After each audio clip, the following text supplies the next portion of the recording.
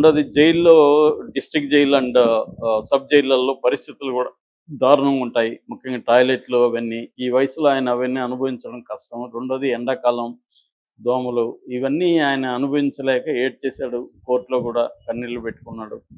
అంటే ఆయన ఖచ్చితంగా తప్పు అయితే చేశాడు. అంత బండబూతులు తిట్టాల్సిన అవసరం లేదు. రెండోది పర్సనల్‌గా పిల్లల్ని, స్త్రీలని లాగి వాళ్ళ పుట్టుకల గురించి మాట్లాడి అదైతే మాత్రం ఆయన ఎక్స్‌ట్రీమ్ తప్పు చేశాడు.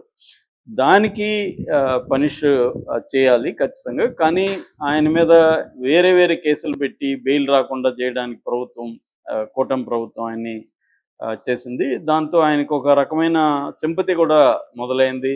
అంటే ఆయన చేసిన అందరూ తిట్టలేదా ఇప్పుడు అదే తెలుగుదేశంలో తిట్టినోళ్ళకేమో స్పీకరు, డిప్యూటీ స్పీకర్‌లు ఇస్తారు. ఇక్కడ మరి అదే విధంగా ఈయన తిడితేమో ఈయన్ని ఇలా వేధిస్తారా అన్న విమర్శలు కూడా వచ్చాయి. ఎందుకంటే ఆల్ పార్టీస్‌లోనూ ఇదే బ్యాచ్ ఉన్నారు. వాళ్ళకి అధికారంలో ఉన్నప్పుడు మాత్రం వాళ్ళకి అందలం ఎక్కిస్తారు. పోసాని కూడా అంతే కదా! పోసాని వైసీపీ ఏమో పోసానికి పదవిస్తుంది. వైసీపీ ఏమో తెలుగుదేశంలో తిట్టిన వాళ్ళ మీద కేసులు పెట్టి వేధిస్తుంది. ఇప్పుడు రివర్సల్ అంతే. తెలుగుదేశంలో ఉండి తిట్టినోళ్ళకందరికీ పదవులు ఇచ్చారు. వీళ్ళకేమో కేసులు పెడుతున్నారు. ఇదే అన్ని ప్రభుత్వాలు చేసే పని. ఇప్పుడు ఇక్కడ రేవంత్ రెడ్డి కూడా అదే పని చేస్తున్నాడు. ఆయనకి ఈయనైతే తిట్టాల్సిన అవసరం కూడా లేదు. విమర్శిస్తే కూడా కేసులు పెట్టేస్తున్నాడు ఇక్కడ. అదే జరుగుతుంది ఇప్పుడు అన్ని చోట్ల. సో ఈ నేపథ్యంలో పోసానికి మామూలుగా కండిషన్ బెయిల్ ఎవ్రీ వీక్ ఆయన 2 సార్లు వెళ్ళి సంతకాలు చేయాలి. అక్కడ సిఐడి ఆఫీసులో కండిషన్ బెయిల్ ఇచ్చారు ఆయనకి. అట్లాగే ఈ కేసుల గురించి ఎక్కడ మాట్లాడకూడదు.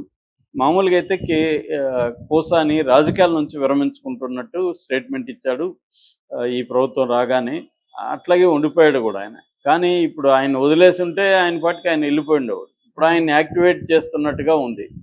నిన్న ఆయన అక్కడ సంతకం పెట్టడానికి పోయినప్పుడు సూలూరుపేట పోలీసులు వచ్చి ఆయనకి మళ్ళీ ఒక నోటీస్ ఇచ్చారు. ఈ నెల 15th రమ్మన్నారు. మళ్ళీ అరెస్ట్ చేసే అవకాశం ఉందని వార్తలు వస్తున్నాయి. అంటే ఇంకొక రౌండ్ వేసుకుందాం అన్న దీంట్లో వాళ్ళు ఉన్నట్టుగా అర్థమవుతుంది. కాకపోతే టైమింగ్స్ చూసి వాళ్ళకి ఎప్పుడు డైవర్షన్ పాలిటిక్స్ అవసరం అవుతుందో అప్పుడు మళ్ళీ పోసానిని అరెస్ట్ చేసే అవకాశం ఉంది. ఎందుకంటే ఈయన ఎస్కేప్ కూడా కాలేడు. ఎవ్రీ వీక్ ట్వైస్ అక్కడికి వెళ్ళి సంతకాలు చేయాలి కాబట్టి సిఐడి ఆఫీస్లోనే వాళ్ళు దొరుకుతారు ఈజీగా. ఇప్పుడు కూడా సిఐడి ఆఫీస్కి వచ్చి నోటీసులు సర్వ్ చేసినట్టుగా తెలుస్తుంది. అయితే ఇంకొక యాంగిల్ కూడా ఉంది. మామూలుగా అయితే పోసాని సైలెంట్ అయిపోదాం, ఇంకా రాజకీయాలు వద్దు, మనం ఏదో మన పని చేసుకుందాము, సినిమాల్లో యాక్షన్ చేసుకుందాము, రైటింగ్ ఏదైనా ఉంటే చేసుకుందాం అనుకున్న టైంలో ఇతన్ని ఇలాగా ఎక్కడెక్కడో కేసులు పెట్టడం, అది కూడా కంప్లైంట్లో లేని సెక్షన్లు ఇతని మీద 111 బిఎన్ఎస్ లాంటివి పెట్టేయడం, ఇలాగ చేయడంతో అతనికి ఎట్లాగో ఇంతే కదా, వరస్ట్ అంటే నన్ను ఇంకేం చేయబోతారు, అరెస్టులు చేసి జైల్లో పెడతారు.